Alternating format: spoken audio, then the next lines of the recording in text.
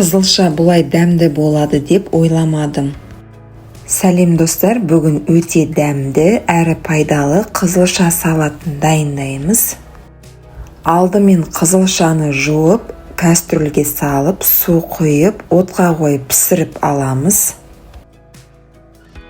Мейіз бен грек жаңғағын жақсылап жуып кептіреміз. Мейізді 10-15 минутқа ыстық суға салып қоямыз.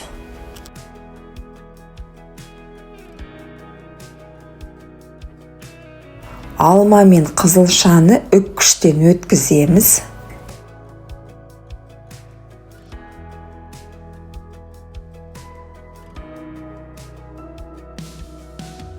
Грек жаңғағын ұсақтап тураймыз.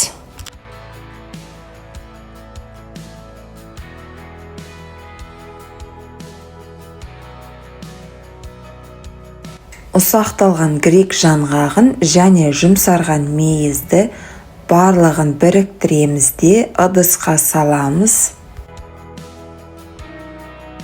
Үстінен ұсақталған сарымсақ және майонез қосамыз. Жақсылап араластырамыз.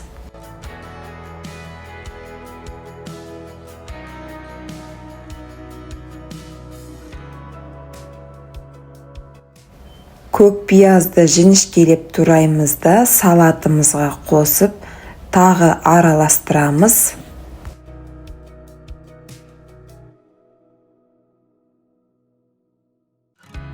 Міне біздің салат дайын, жеңіл, пайдалы және өте дәмді. Егер рецепт ұнаса, лайк басып арнаға тіркелуді ұмытпаңыздар.